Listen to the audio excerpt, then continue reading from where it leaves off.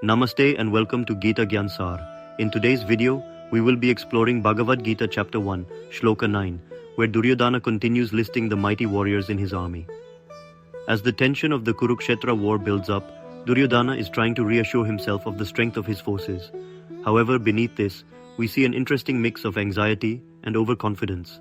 Let's begin by reciting the Shloka, and then breaking it down to understand its meaning and significance. Anyacha bahava shura madarthe tyakta jivitaha nana shastra praharana sarve yuddha vishardaha. And there are many other heroes who are willing to lay down their lives for my sake. They are armed with various weapons and are all experienced in the art of warfare. In this verse, Duryodhana is addressing Dronacharya, his commander-in-chief. He continues from the previous shlokas, mentioning not just the great warriors by name, but also the other heroes in his army. These warriors, Duryodhana says, are not only brave and skilled in battle, but are also ready to sacrifice their lives for his cause. The key elements in this verse are: first one, other heroes. Anye bahava shura. Duryodhana refers to the numerous brave fighters in his army who may not be as famous as Bhishma, Karna, or Ashvatthama, but are still vital to his forces. These are the unsung heroes, ready to fight and die for the Kaurava cause. Secondly, willing to lay down their lives. Madarte tyakta jivita. This phrase shows the deep loyalty these warriors have for Duryodhana. However, it also reflects Duryodhana's reliance on the willingness of others to die for him, which hints at his insecurity. He knows that these warriors are committed to his personal cause, but he also seems to need constant reassurance of their loyalty. Thirdly, armed with various weapons. Nana shastra praharana. The warriors are well equipped with different types of weapons, signifying that they are ready for battle in every form, whether it's archery, sword fighting, or hand-to-hand combat. Fourth, experts in the art of warfare. Sarve yuddha visharada. The word visharad indicates expertise. These warriors are highly skilled in the strategies and tactics of war, making them formidable adversaries on the battlefield. In this shloka, Duryodhana's focus is not on the righteousness of his cause, but rather on the material strength of his army. He is trying to find solace in the number of warriors and their skill set. This reflects his belief that sheer numbers and expertise in combat will ensure his victory. However, this reliance on external factors like weapons and warriors misses the deeper, spiritual dimension of the battle. As we see throughout the Bhagavad Gita, true strength lies not in the external forces, but in aligning oneself with dharma, righteousness. Let's consider an example from the modern business world. Imagine a company preparing to launch a new product. The CEO is confident because the company has invested heavily in marketing, technology, and has a large sales team. The CEO believes that these external factors will guarantee success.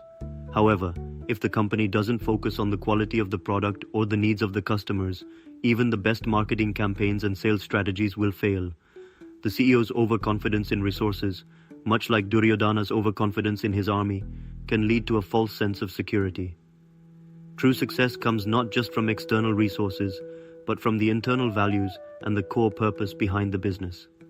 Similarly, in the Battle of Kurukshetra, Duryodhana's overemphasis on his resources blinds him to the fact that the Pandavas are fighting for dharma, righteousness, which gives them inner strength far greater than any external power.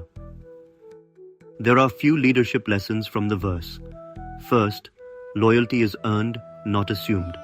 Duryodhana speaks about how his warriors are willing to give up their lives for his cause. While this shows loyalty, it's important to remember that loyalty in leadership should be earned through respect, fairness, and integrity.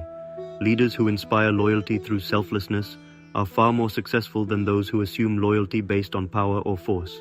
Secondly, strength lies beyond numbers.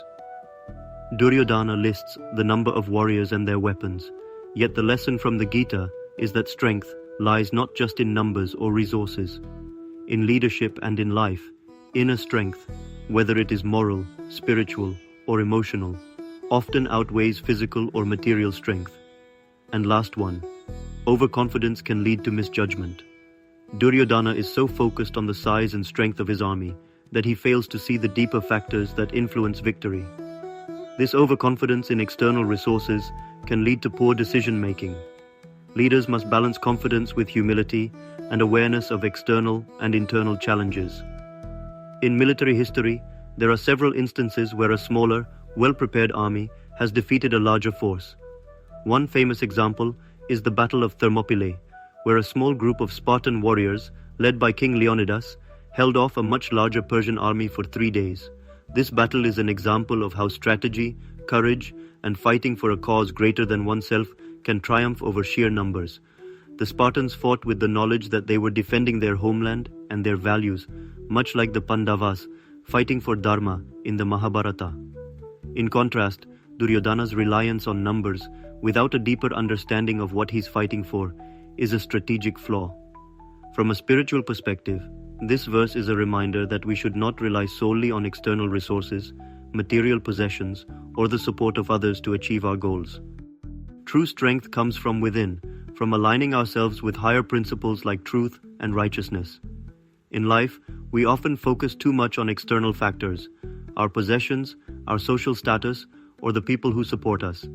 But just like Duryodhana, if we rely too much on these external elements and forget the inner strength of character, integrity, and purpose, we can easily lose our way.